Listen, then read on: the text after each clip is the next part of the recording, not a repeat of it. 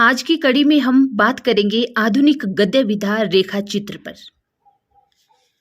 रेखा चित्र को अंग्रेजी में स्केच कहते हैं और इसी का हिंदी पर्याय रेखा चित्र कहलाता है। हिंदी साहित्य में जिस प्रकार रेखा चित्र विधा के रूप में सक्रिय और प्रवाहमान है, वैसी कोई विधा या परंपरा पाश्चात्य या यूरोपीय साहित्य में विकसित या दर्शित नहीं होती। रेखा चित्र किसी व्यक्ति, वस्तु, घटना या भाव का कम से कम शब्दों में मर्मस्पर्शी, भावपूर्ण एवं सजीव अंकन होता है।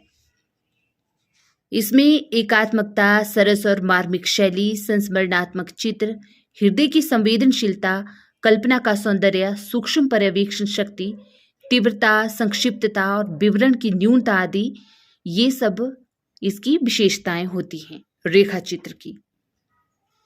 और अमरनाथ के शब्दों में कि कहानी और निबंध के बीच झूलती रेखा चित्र सर्वथा एक नई विधा है और इसकी सफलता शब्दों और वाक्यों के कुशल संगूफन पर निर्भर करती है। स्केच की तरह रेखा चित्र में भी कम से कम शब्दों में कलात्मक ढंग से किसी वस्तु, व्यक्ति या दृश्य का अंकन किया जाता है और इसमें साधन शब्द होते हैं, रेखाएं नहीं। इसीलिए इसे शब्द चित्र भी कहते हैं। महादेवी वर्मा ने अतीत के चलचित्र में लिखा है कि इन स्मृति चित्रों में मेरा जीवन भी आ गया है। अंधेरे की वस्तुओं को हम अपने प्रकाश में धुंधली या उजली परिधि में लाकर ही देख पाते हैं। मेरा निकटा जनित आत्मविज्ञापन उस राख से अधिक महत्व नहीं रखता जो आगे आग को बहुत बहुत समय तक सजीव रखने के लिए अंगारों को घेरे रहती है। जो इसके पार नहीं देख सकता वह इन चित्रों के हृदय तक नहीं पहुंच सकता। तो अब बात कर ली जाए निम्नलिखित रेखा चित्रों पर और उनके लेखकों पर। महादेवी वर्मा के जो रेखा चित्र रहे, अतीत के चलचित्र, स्मृति की रेखाएं और मेरा परिवार, इन नामों से प्रकाशित हुए। और प्रकाश चंद्र गुप्त द्वारा लिखे रेखा चित्र मिट्टी के पुतले और पुरानी स्मृतियां नए स्केच नाम से प्रकाशित होते हैं। राम वृक्ष बेनीपुरी की माटी की मूर्ति, गेहूं और गुलाब, लाल तारा और मील के पत्थर, बहुत इंपॉर्टेंट है ये राम वृक्ष बेनीपुरी द्वारा लिखे हुए। गेहूं और गुलाब, माटी की मूर्ति और मील के पत्थर, देखिए इनका अनुक्रम भी पूछा जाता है तो आपने याद रखना है। इनके जो ये प्रकाशन वर्ष दिए गए हैं साथ में, तो इनको भी ध्यान में रखना है। बनारसी दास चतुर्वेदी द्वारा लिखा गया रेखा चित्र है, रेखा चित्र नाम ही है इसका, 1952 में प्रकाशित होता है और सेतुबंध नाम से दोनों ये 1952 में ही प्रकाशित होते हैं। कन्हैया लाल मिश्र प्रभाकर ने माटी हो गई सोना और दीप जले शंख बजे नाम से रेखा चित्र लिखा। विनय मोहन शर्मा ने रेखा और रंग नाम से, प्रेम नारायण टंडन ने रेखा चित्र नाम से ही, डॉक्टर नगेंद्र ने चेतना के बिंब नाम से महत्वपूर्ण रेखा चित्र लिखा है। सेठ गोविंद दास के रेखा चित्र का नाम चेहरे जाने पहचाने, जो 1966 में आता है। और देवेंद्र सत्यार्थी द्वारा लिखा गया रेखा चित्र है रेखाएं बोल उठी। कृष्णा शोभती का रेखा चित्र भाग 1 हम हशमत, राइट। और भीमसेन त्यागी ने आदमी से आदमी तक नाम से रेखा चित्र लिखा। सत्यवती मलिक ने अमिट रेखाएं नाम से, उपेंद्र नाथ अश्क ने रेखाएं और चित्र नाम से रेखा चित्र लिखे। और विष्णु प्रभाकर ने कुछ शब्द कुछ रेखाएं नाम से, जगदीश चंद्र माथुर ने 10 तस्वीरें और माखनलाल चतुर्वेदी के रेखा चित्र का नाम समय के पांव, जो 1962 में प्रकाशित होता है।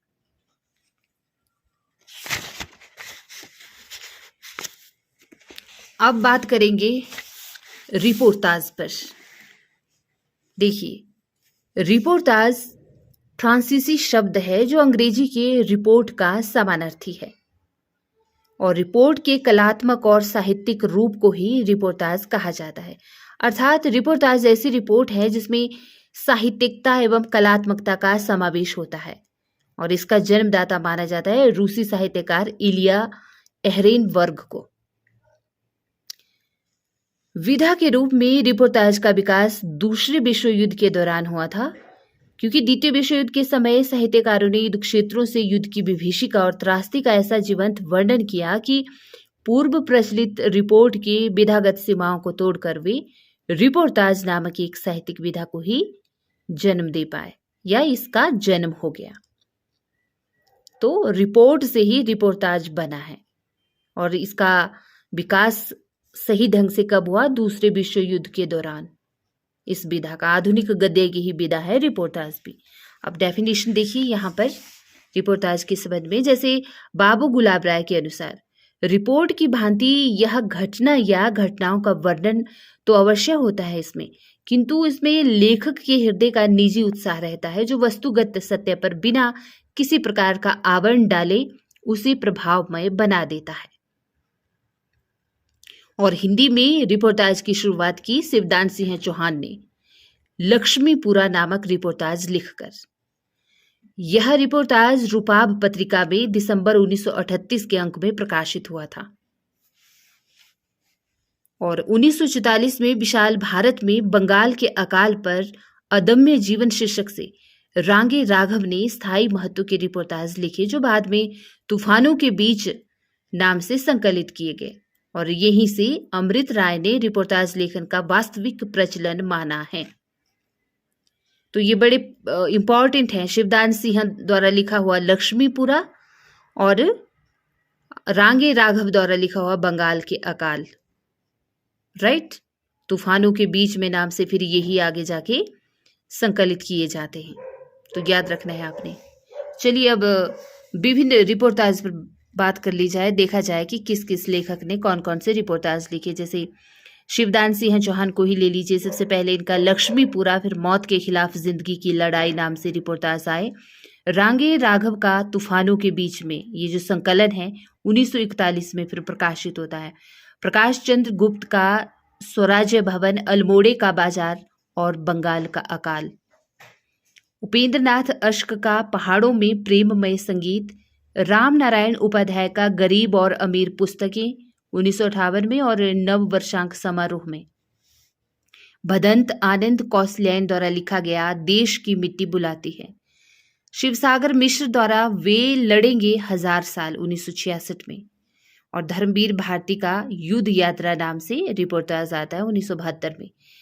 कन्हैयालाल मिश्र प्रभाकर ने क्षण बोले कण मुस्काए नामक रिपोर्टाज लिखा और शमशेर बहादुर सिंह ने प्लाट का मोर्चा नाम से रिपोर्टाज लिखा 1952 में प्रकाशित होता है। और फणीश्वर नाथ रेणु का ऋणदल, ऋणजल, धनजल और नेपाली क्रांति कथा, श्रुत अश्रुत, पूर्व और एकलव्य के नोटिस, ये 3-4 तरह के रिपोर्टाज लिखे जाते हैं रेणु के द्वारा। विवेकी राय द्वारा जुलूस रुका है और बाढ़ बाढ़ बाढ़ नाम से रिपोर्टाज आते हैं। डॉक्टर भगवत शरण उपाध्याय के खून के छींटे नाम से रिपोर्टाज और डॉक्टर रामकुमार वर्मा का पेरिस के नोटिस नाम से। कैलाश नारद ने धरती के लिए नामक रिपोर्टाज लिखा तो जगदीश प्रसाद चतुर्वेदी ने चीनियों द्वारा निर्मित काठमांडू लहासा सड़क इस नाम से रिपोर्टाज निकाला। और निर्मल वर्मा का प्राग एक स्वप्न नाम से आता है और श्रीकांत वर्मा का मुक्ति फौज नाम से और कमलेश्वर का क्रांति करते हुए आदमी को देखना। तो ये रहे विभिन्न रिपोर्टाज हिंदी के। अब देखिए डायरी लेखन भी एक महत्वपूर्ण आधुनिक विधा है, तो इस पर भी बात कर लेते हैं। जब कोई व्यक्ति तिथियों का उल्लेख करते हुए घटनाओं को उसी क्रम में लिपिबद्ध करता है जिस क्रम से वे उसके जीवन में घटित हुई होती हैं या जिस क्रम से उसने उन्हें अपने जीवन काल में देखा, सुना या सोचा समझा होता है, तो वही डायरी विधा कहलाती है। वहीं पर इस विधा का जन्म होता है, डायरी विधा का। विधा के रूप में डायरी आत्मकथा के एकदम निकट पड़ने वाली साहित्यिक विधा है। अर्थात इसमें भी लेखक या जो लेखन करता होता है वह अपने जीवन के क्षणों को, अनुभवों को ठीक उसी समय लिख देता है जिस समय वे घटित होती हैं। तो इस तरह से आत्मकथा के निकट मानी जाती है और डायरी लेखक के व्यक्तित्व प्रकाशन का सर्वाधिक प्रामाणिक माध्यम है, क्योंकि प्रायः डायरी अपने निजी विचारों, भावों तथा घटनाओं व स्थितियों को उसी जीवंतता व वास्तविकता के साथ दर्ज करके लिखी गई होती है जिसमें वह घटित हुए होते हैं। है ना कि पुस्तक प्रकाशन के उद्देश्य से। हिंदी साहित्य में डायरी विधा का प्रवर्तन श्री राम शर्मा कृत सेवाग्राम की डायरी से माना जाता है। और अब देखते हैं विभिन्न लेखकों के द्वारा लिखी गई डायरी। घनश्याम दास बिरला द्वारा डायरी के पन्ने नाम से डायरी लिखी गई और धीरेन्द्र वर्मा द्वारा मेरी कॉलेज डायरी नाम से। सुंदरलाल त्रिपाठी ने दैनंदिनी नाम से डायरी लिखी, क्योंकि देखिए डायरी को हिंदी में दैनंदिनी भी कहा जाता है, इसका पर्यायवाची समानार्थी रूप है, ये नाम है दैनंदिनी। दैनिकी भी कहा जाता है। सिया राम शरण गुप्त ने दैनिकी नाम से लिखी। उपेंद्र नाथ अश्क ने ज्यादा अपनी कम पराई नाम से 1959 में, और हरिवंश राय बच्चन ने प्रवासी की डायरी नाम से 1971 में। रामधारी सिंह दिनकर ने दिनकर की डायरी नाम से और रघुवीर सहाय ने दिल्ली मेरा परदेश नाम से। राजेंद्र अवस्थी ने सैलानी की डायरी नाम से 1976 में और मुक्तिबोध ने एक साहित्यिक की डायरी नाम से। अजीत कुमार ने अंकित होने दो नाम से लिखी और मोहन राकेश ने देखिए मोहन राकेश की डायरी नाम से ही 1985 में यह लिखी डायरी। और रविंद्र कालिया की स्मृतियों की जन्मपत्री जमनालाल बजाज की डायरी नाम से ही आई और जयप्रकाश की आई मेरी जेल डायरी नाम से 75-77 के बीच में, और चंद्रशेखर ने मेरी जेल डायरी नाम से ही। तो देखिए यहाँ पर आप अगर आपको इस तरह से प्रश्न आता है इस नाम से कि मेरी जेल डायरी किसके द्वारा लिखी हुई है, तो जयप्रकाश ने भी इसी नाम से लिखी और चंद्रशेखर ने भी इसी नाम से, मेरी जेल डायरी नाम से। कमलेश्वर की देश देशांतर नाम से डायरी आती है और मलियज की डायरी 3 खंडों में आती है। 2000 में इसका प्रकाशन होता है। पहले तो ये डायरी जो होती थी ना, मतलब अपने स्वयं की अनुभवों को लिखने के लिए ही यूज में लाई जाती थी, लेकिन बाद में यह गद्य विधा के तौर पर भी फिर प्रसिद्ध हो गई, तो फिर इनके प्रकाशन भी हुए। बिशन टंडन ने आपातकाल की डायरी 3 खंडों में लिखी और डॉक्टर नरेंद्र मोहन ने साथ साथ मेरा साया नाम से। कृष्ण बलदेव वैद ने ख्वाब है दीवाने का नाम से लिखी डायरी और डॉक्टर विवेकी राय ने मनबोध मास्टर की डायरी नाम से 2006 में अपनी डायरी निकाली। रामदर्शन मिश्र ने आते जाते दिन नाम से डायरी लिखी और रमेश चंद्र साहा ने अकेला मेला नाम से। तो ये हिंदी की कुछ प्रसिद्ध डायरियां थी डायरी लेखन के अंतर्गत। अब फटाफट से अभ्यास प्रश्नों को भी देख ही लेते हैं।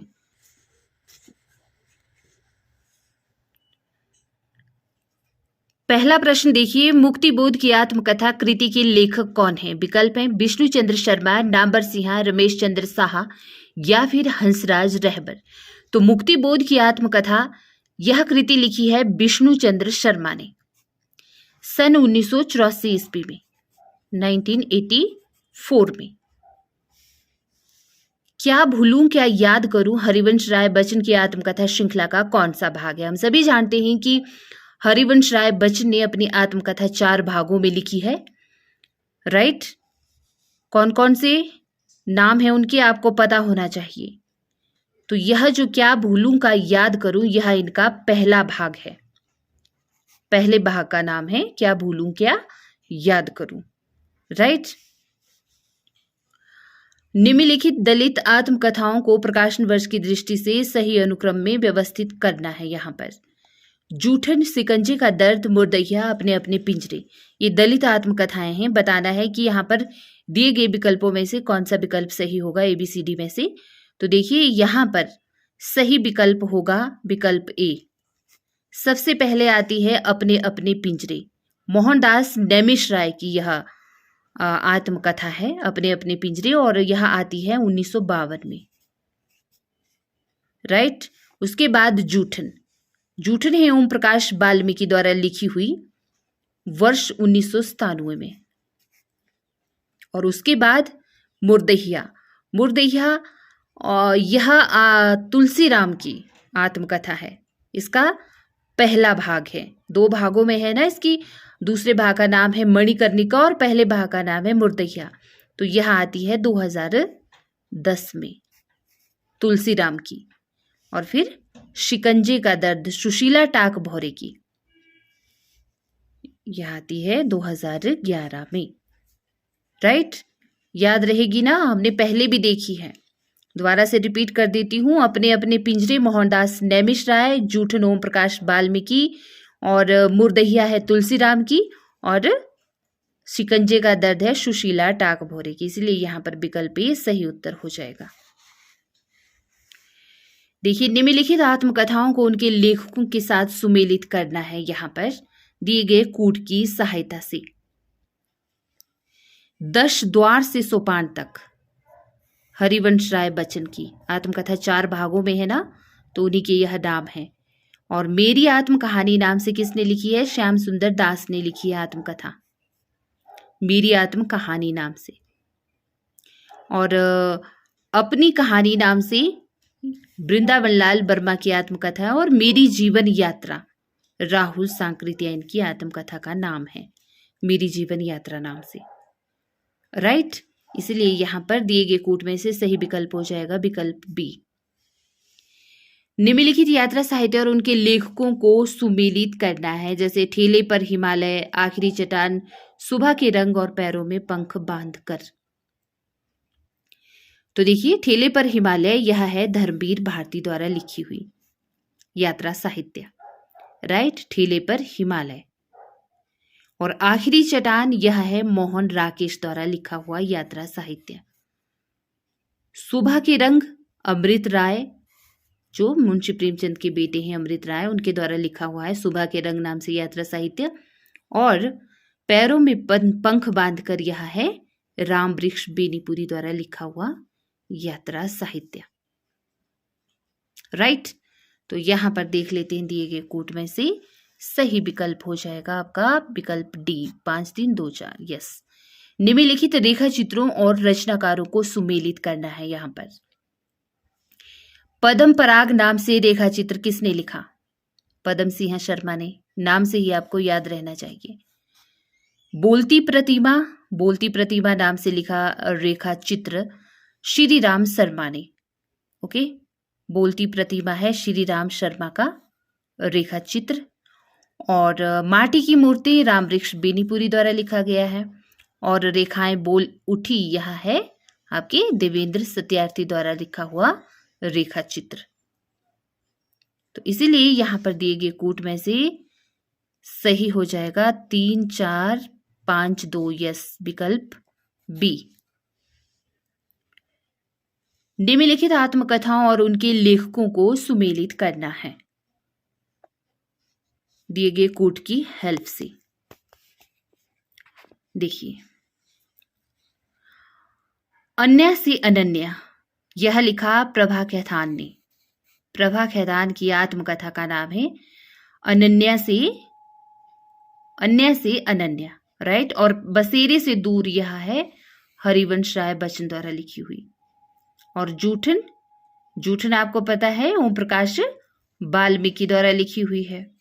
और एक कहानी यह किसके द्वारा लिखी हुई है? मनु भंडारी द्वारा, है ना, आत्मकथा। तो यस, सही विकल्प हो जाएगा यहां पर विकल्प डी, 5 4 1 2। ओके, प्रकाशन काल के अनुसार रेखा चित्रों का सही अनुक्रम बताना है। माटी की मूर्ति, अमिट रेखाएं, अतीत के चलचित्र, कुछ शब्द कुछ रेखाएं। चलिए आगे देखते हैं इसके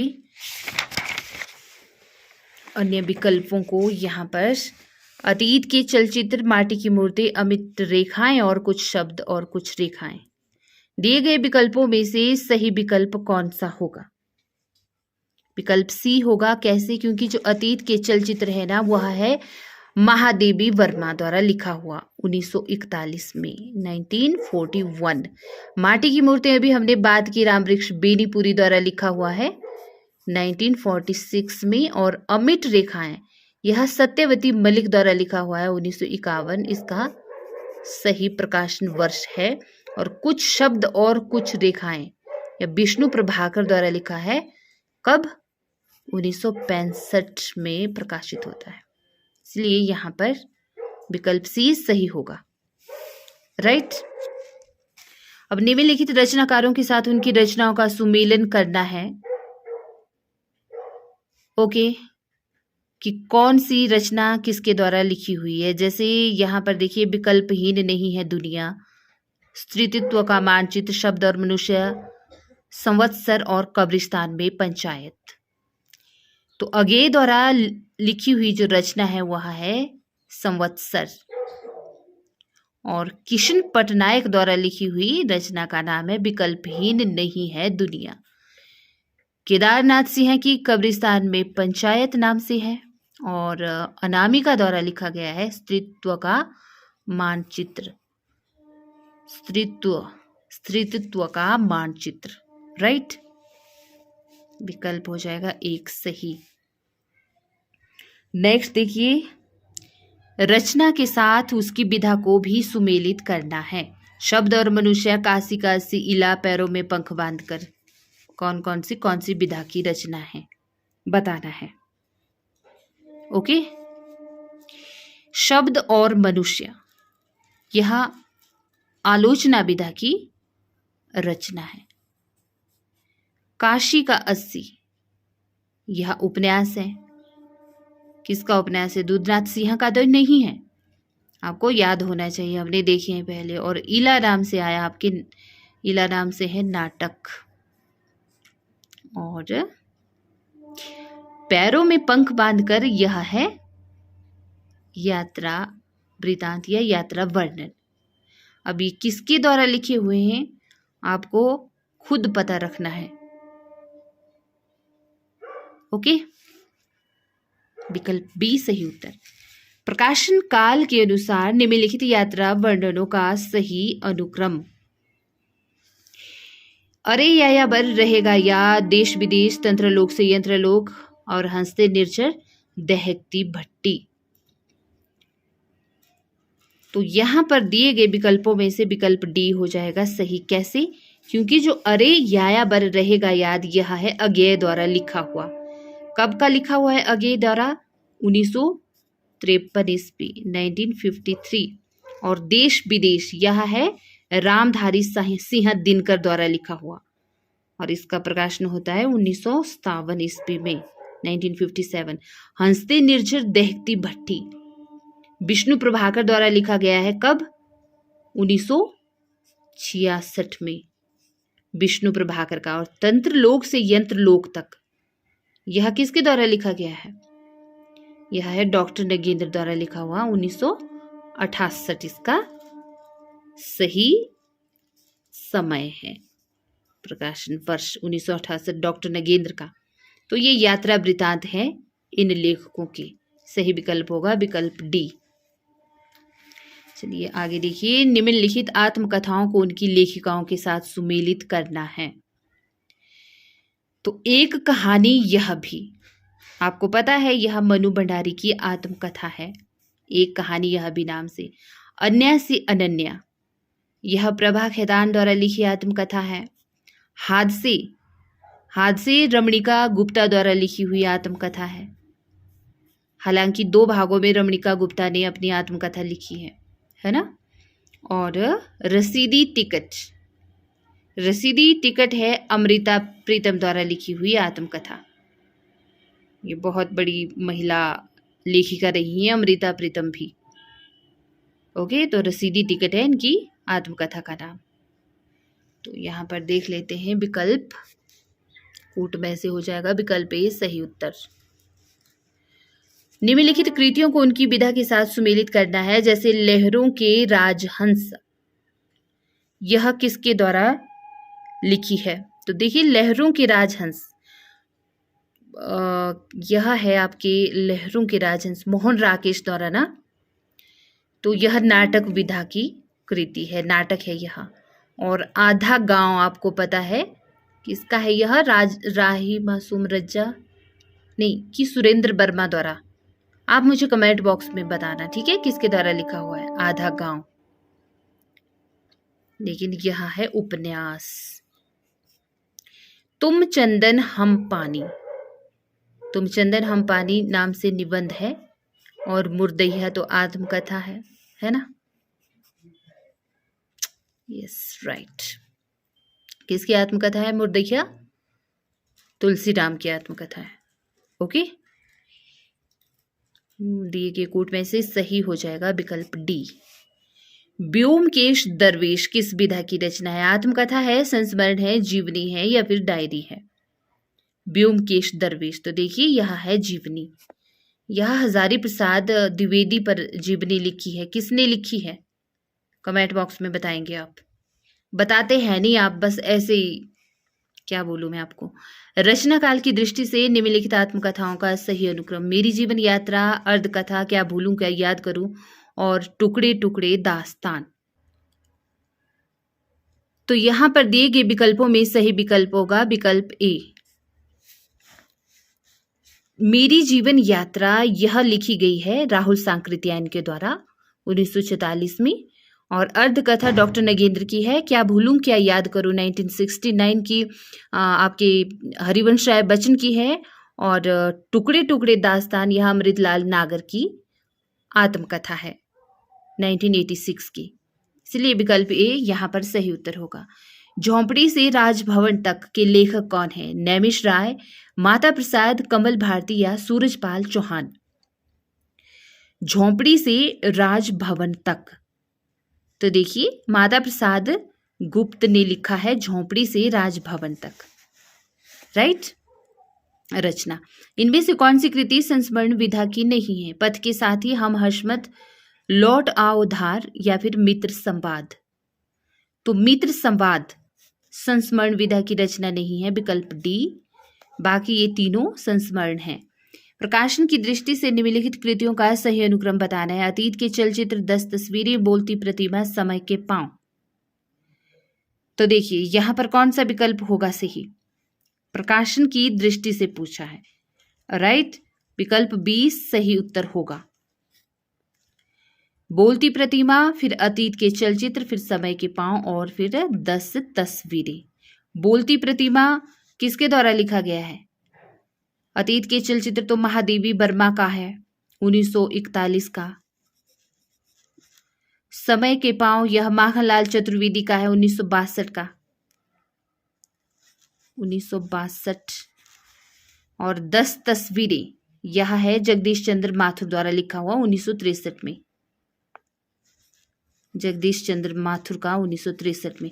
लेकिन बोलती प्रतिमा मुझे याद नहीं आ रहा है। अगर आपको याद है या आप देख कर बताना मुझे कमेंट बॉक्स में कि बोलती प्रतिमा इसका प्रकाशन कब हुआ था और किसकी यह रचना है। चलिए आगे बढ़ते हैं।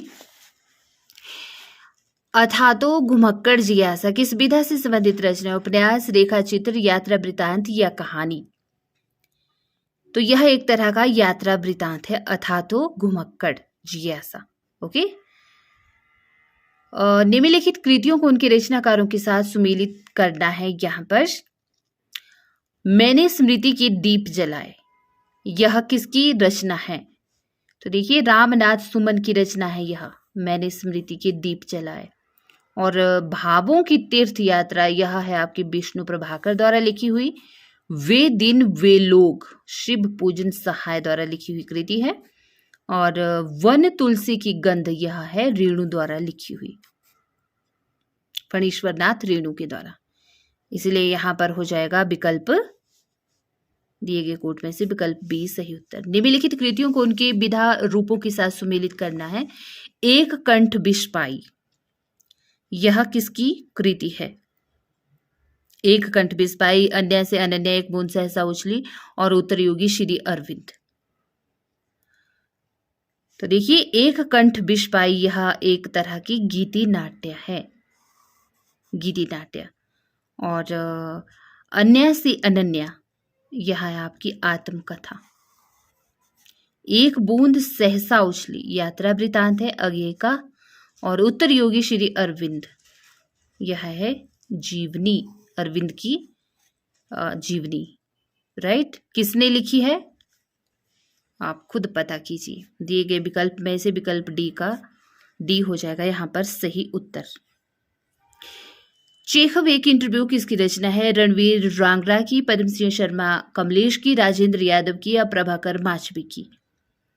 चेखव एक इंटरव्यू, चेखव एक इंटरव्यू यह है आपकी राजेंद्र यादव द्वारा लिखी हुई रचना।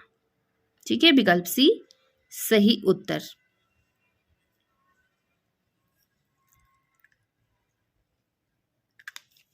आगे बढ़ते हैं।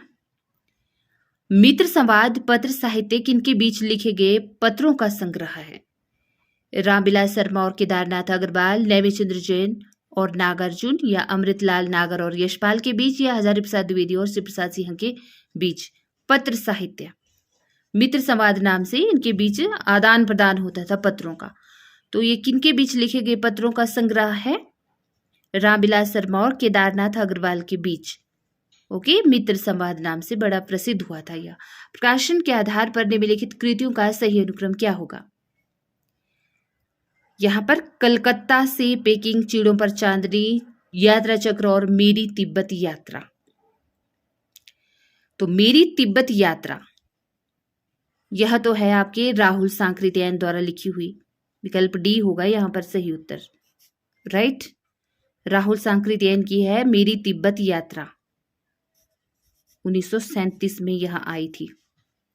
और कलकत्ता से पैकिंग यह है भगवत शरण उपाध्याय द्वारा लिखी हुई, 1955 में आई थी। चीड़ों पर चांदनी निर्मल वर्मा की है, 1964 में। और यात्रा चक्र धर्मवीर भारती की 1955 में।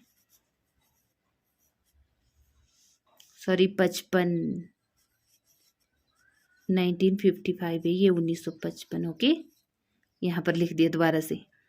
यात्रा चक्र किसकी? धर्मवीर भारती की, 1955 में। तो बस आपने याद रखना है, विकल्प डी सही उत्तर होगा। इनमें से कौन सी आत्मकथा है? मैं आईना हूं, पहला पड़ाव, मेरे साथ जन्म, या आत्मदाह? तो देखिए, मेरे साथ जन्म यह आत्मकथा है। किसके द्वारा लिखी हुई है आप मुझे बताएंगे। निम्नलिखित दलित लेखकों की आत्मकथाओं का प्रकाशन वर्ष के अनुसार सही अनुक्रम कौन सा होगा? तिरस्कृत, हादसे, जूठन, मुर्दैया, ये सारे के सारे दलित लेखक है, उनके द्वारा लिखी हुई आत्मकथाओं के नाम है। तो विकल्प सी यहां पर सही हो जाएगा। कैसे? क्योंकि जो जूठन है ना, वह ओम प्रकाश वाल्मीकि की आत्मकथा है, 1997 में लिखी हुई, 1997 में यह। और तिरस्कृत यह है सूरजपाल सिंह चौधरी की, सूरजपाल सिंह चौधरी की तिरस्कृत नाम से आत्मकथा। 2000 कब आई थी? यह 2002 में। ठीक है। और हादसे रमणिका गुप्ता की है यह, और 2005 में इसका प्रकाशन हुआ था। और मुर्दैया तुलसीराम की है, राइट, 2010 में इसका प्रकाशन हुआ था, तुलसीराम की। ओके, याद रखना है आपने, इंपॉर्टेंट है और ये पूछी जाती है। जूठन ओम प्रकाश वाल्मीकि, तिरस्कृत सूरजपाल सिंह, हादसे रमणिका गुप्ता, और मुर्दैया किसकी है? तुलसीराम। विकल्प सी सही उत्तर। निम्नलिखित संस्मरणात्मक कृतियों को उनके लेखकों के साथ सुमेलित करना है दिए गए कोड की सहायता से। तो देखिए, यहां पर आछे दिन पाछे गए, पीछे नहीं पढ़ सकते इसको, जैसे लिखा है वैसे, आछे दिन पाछे गए, यह है काशीनाथ सिंह द्वारा लिखी हुई संस्मरण। आछे दिन पाछे गए। ओके। और नंगा तलाई का गांव, यह लिखा है आपके विश्वनाथ त्रिपाठी ने, संस्मरण नंगा तलाई का गांव नाम से। और आंगन के वंदनवार, यह है आपका विवेकी राय द्वारा लिखा हुआ संस्मरण।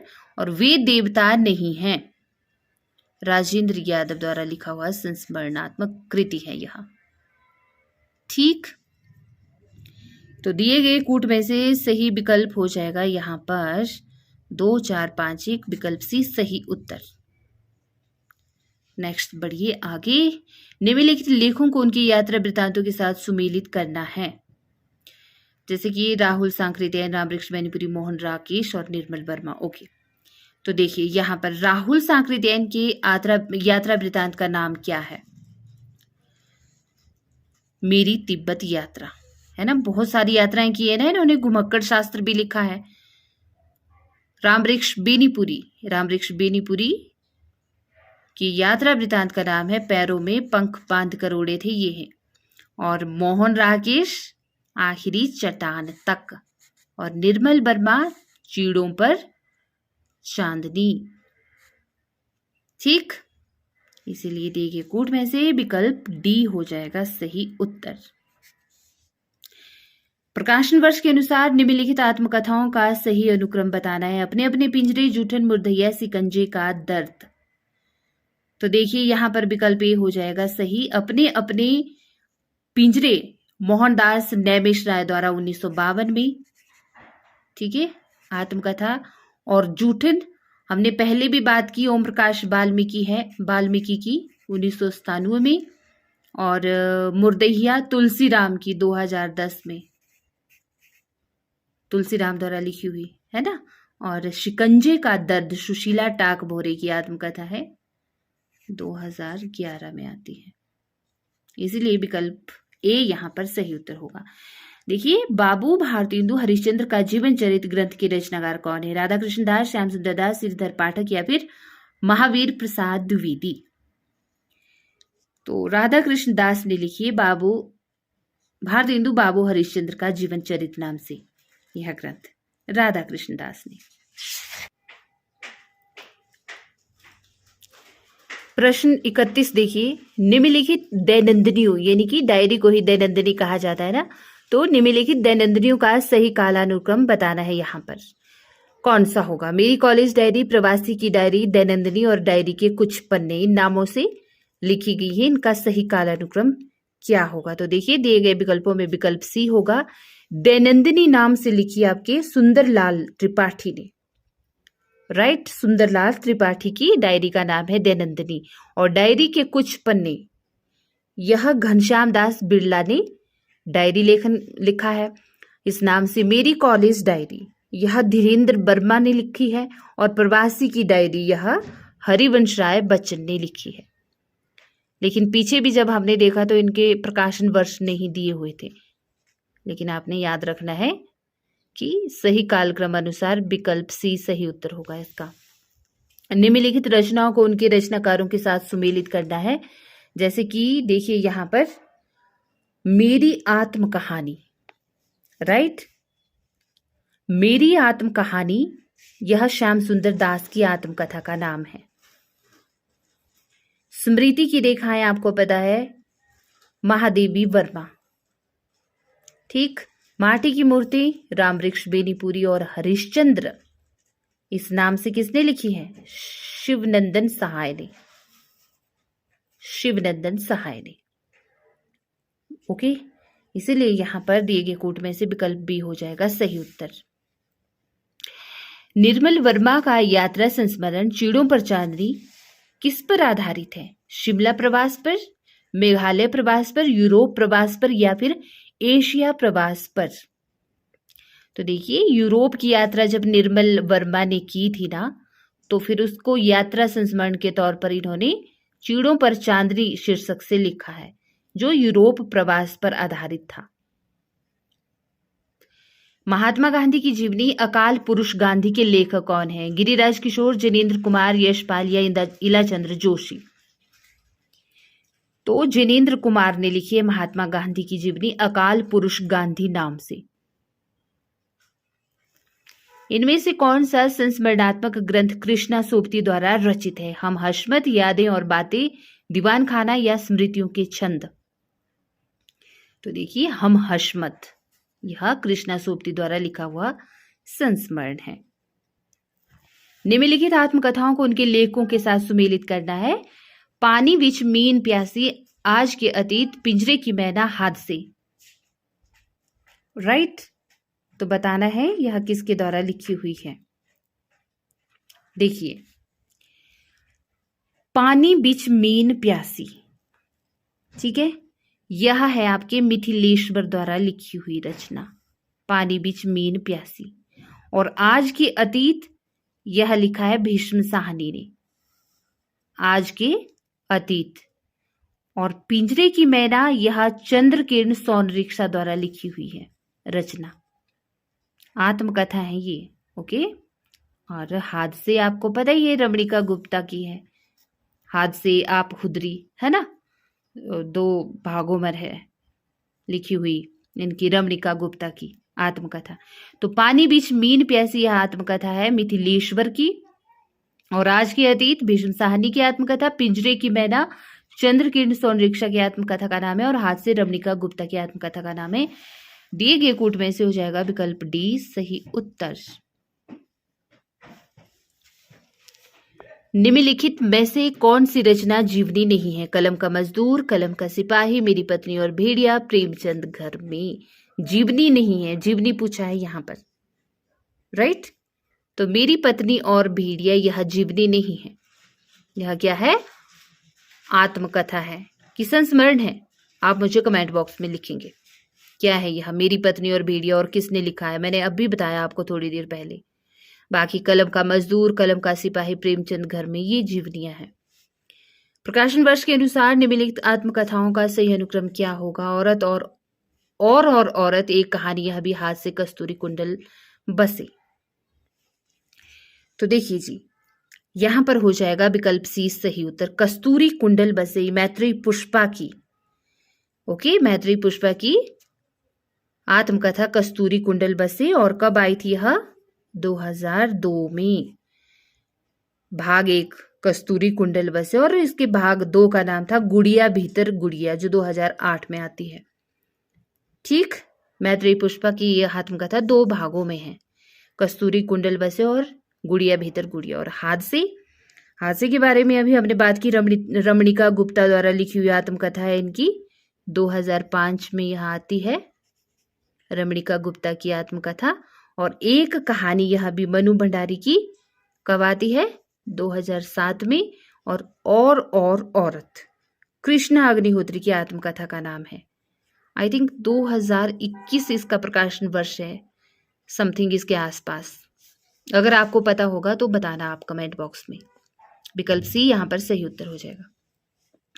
निम्नलिखित में से कौन सी रचनाएं दलित आत्मकथाएं हैं? अपने अपने पिंजरे मुड़ मुड़ कर देखता हूं, मेरी पत्नी और भेड़िया, गर्दिश के दिन। ओके, तो यहां पर विकल्प बी 1 और 3, यानी कि अपने अपने पिंजरे और मेरी पत्नी और भेड़िया, ये दलित आत्मकथाएं हैं। अपने अपने पिंजरे मोहनदास नैमिषराय की है, ओके, 2 भागों में यह आती है, लेकिन इसके पहले भाग का नाम है अपने अपने पिंजरे। ओके, किसकी है? मोहनदास नैमिषराय, जो दलित आत्मकथाकार हैं। और मेरी पत्नी और भेड़िया यह है डॉक्टर धर्मवीर की, 2009 में आती है यह, 2009 में। और अपने अपने पिंजरे 1999 में। और ये 2 हैं दलित आत्मकथाएं। मुड़ मुड़ कर देखता हूं राजेंद्र यादव द्वारा लिखी हुई है, 2001 में, ऐसे ही बता देती हूँ। और गर्दिश के दिन ये कमलेश्वर की है। ठीक है, 12 लेखकों, कुछ हिंदी के लेखक के, कुछ अन्य लेखक थे, कुछ हिंदी की आत्मकथाएं थी, कुछ अन्य भाषाओं की। तो 12 लेखकों का संकलन गर्दिश के दिन नाम से प्रकाशित करवाते हैं, इसका संकलन तैयार करते हैं कमलेश्वर। और यह फिर आता है संपादन के तौर पर 1980 में। 1980 में संपादन करके गर्दिश के नाम से यह संकलन तैयार किया जाता है कमलेश्वर के द्वारा, बस ये याद रखना है। बाकी यहाँ पर दलित तो 1 और 3 हो गए, ठीक है, अपने अपने पिंजरे और मेरी पत्नी और भेड़िया। चलिए, प्रकाशन वर्ष के अनुसार निम्नलिखित जीवनी परक ग्रंथों का सही अनुक्रम बताना है। 40, जैसे ब्योमकेश दरवेश, कलम का मजदूर, कलम का सिपाही, आवारा मसीहा। तो विकल्प डी हो जाएगा सही उत्तर। ठीक है, कैसे होगा? क्योंकि देखिए, जो कलम का सिपाही है यह अमृत राय ने लिखा है 1962 में, जीवनी है यह, अपने पिता पर लिखी है उन्होंने। और कलम का मजदूर यह मदन गोपाल ने लिखी है 1964, कलम का मजदूर नाम से 1964 में जीवनी, ठीक है, उन्हीं पर लिखी है यह भी, प्रेमचंद पर, मुंशी प्रेमचंद पर दोनों। आवारा मसीहा यह विष्णु प्रभाकर द्वारा लिखी है, वर्ष 1974 में यह प्रकाशित होती है, आवारा मसीहा। और ब्योमकेश दरवेश हजारी प्रसाद द्विवेदी पर यह लिखी गई है विश्वनाथ त्रिपाठी के द्वारा, 2012 इसका सही वर्ष है। हजारी प्रसाद द्विवेदी की जीवनी है यह, जो ब्योमकेश दरवेश नाम से लिखी है विश्वनाथ त्रिपाठी ने। तो बस विकल्प डी सही उत्तर। निम्नलिखित गद्य रचनाओं को उनके लेखकों के साथ सुमेलित करना है। तो फटाफट से कर लेते हैं। देखिए यहां पर हम हशमत है ना, यह किसका है? कृष्णा सोबती का। ओके, कृष्णा सोबती का हम हशमत। और बच्चन निकट से अजीत कुमार ने लिखा है। माटी की मूर्ति आपको पता है राम वृक्ष बेनीपुरी का लिखा हुआ है। और चीड़ों पर चांदी निर्मल वर्मा द्वारा। ठीक है, चीड़ों पर चांदी निर्मल वर्मा। तो दिए गए कोट में से विकल्प बी सही उत्तर हो जाएगा। आगे देखते हैं। निम्नलिखित में से आत्मकथाएं कौन कौन सी हैं? तिरस्कृत, अपनी धरती अपने लोग, बसंत से पतझड़ तक, सहचर है समय। दिए गए कूट में से सही उत्तर का चयन करना है। तो विकल्प सी सही होगा। तिरस्कृत भी आत्मकथा है, अपनी धरती अपने लोग भी आत्मकथा है, और सहचर है समय यह भी आत्मकथा है। राइट। प्रकाशन वर्ष के अनुसार आत्मकथाओं का सही अनुक्रम। क्या भूलूं क्या याद करूं, आज के अतीत, सहचर है समय, टुकड़े टुकड़े दास्तान।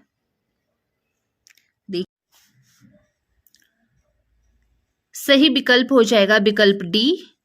क्या भूलूं क्या याद करूं हरिवंश राय बच्चन की है, 1969 में यह प्रकाशित होती है। टुकड़े टुकड़े दास्तान अमृतलाल नागर की है। ओके, 1986 में यह आती है। और सहचर है समय रामदर्श मिश्र द्वारा लिखी हुई 1991 में प्रकाशित होती है। और आपके आज के अतीत यह भीष्म साहनी की आत्मकथा का नाम है, जो 2003 में प्रकाशित होती है, 2003 में। तो इसलिए विकल्प डी यहां पर सही उत्तर होगा, प्रकाशन वर्ष के अनुसार इन आत्मकथाओं का। निम्नलिखित रचनाओं को उनके प्रकाशन काल से सुमेलित करना है। दिए गए हैं यहां पर प्रकाशन काल भी। ओके,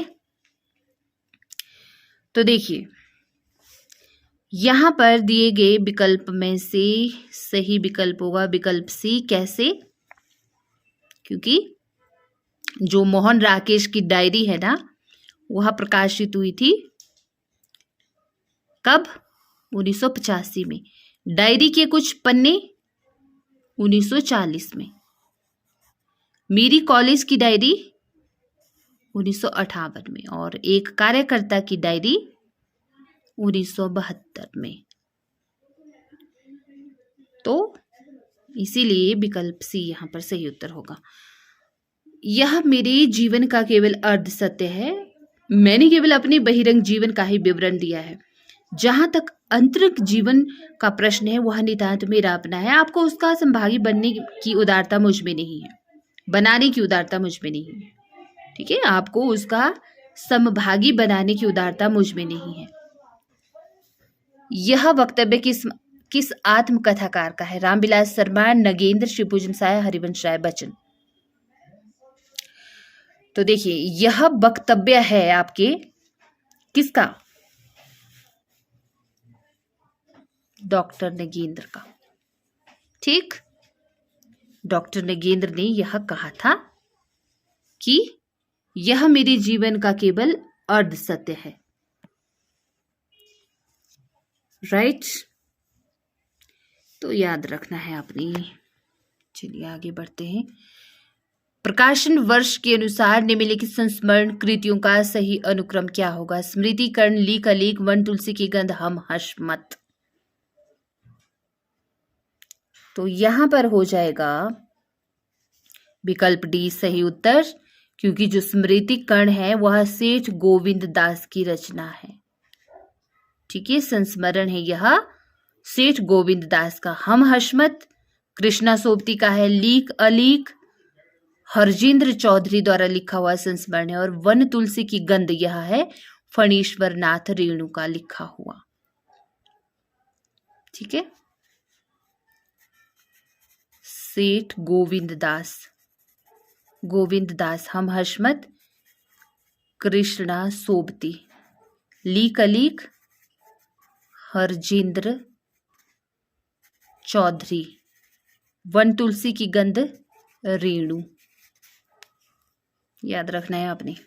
निम्नलिखित में से दलित आत्मकथाएं नहीं है। आज के अतीत, तिरस्कृत, पानी बीच मीन प्यासी, मेरी पत्नी और भेड़िया। तो देखिए, दलित आत्मकथाएं नहीं है पूछा है, तो आज के अतीत और पानी बीच मीन प्यासी ये दलित आत्मकथाएं नहीं है। बाकी तिरस्कृत और मेरी पत्नी और भेड़िया ये दोनों दलित आत्मकथाएं हैं, इसलिए यहाँ पर विकल्प डी हो जाएगा सही उत्तर। आवारा मसीहा किस साहित्यकार की औपन्यासिक जीवनी का नाम है? बंकिम चंद्र, रविंद्रनाथ टैगोर, शरद चंद्र, भूदेव मुखोपाध्याय। आपको पता है आवारा मसीहा शरद चंद्र चट्टोपाध्याय के जीवन पर आधारित है। और किसने लिखी है यह? विष्णु प्रभाकर ने लिखी है। ठीक है, कब लिखी है? 1974 में। शरद चंद्र चट्टोपाध्याय जो बंगाली साहित्यकार रचनाकार रहे हैं, उनके जीवन पर लिखी है यह जीवनी विष्णु प्रभाकर ने। ठीक है, विष्णु प्रभाकर ने। मोस्ट इंपॉर्टेंट है यह प्रश्न। तो बस ये थे प्रश्न आपके आत्मकथा, जीवनी, यात्रा साहित्य, संस्मरण और डायरी लेखन पर। ठीक है, अब इसके आगे हम जो भी इस दृष्टि द विजन बुक सीरीज में जो मैंने चलाई है, इस बुक में इम्पॉर्टेंट है, जैसे बचता है हमारे सामने भारतीय काव्य शास्त्र, पाश्चात्य काव्य शास्त्र, दलित साहित्य भी बचता है और कुछ इम्पॉर्टेंट भी प्रश्न बचते हैं, तो उनको भी कवर करेंगे और फिर यह बुक कंप्लीट हो जाएगी। राइट।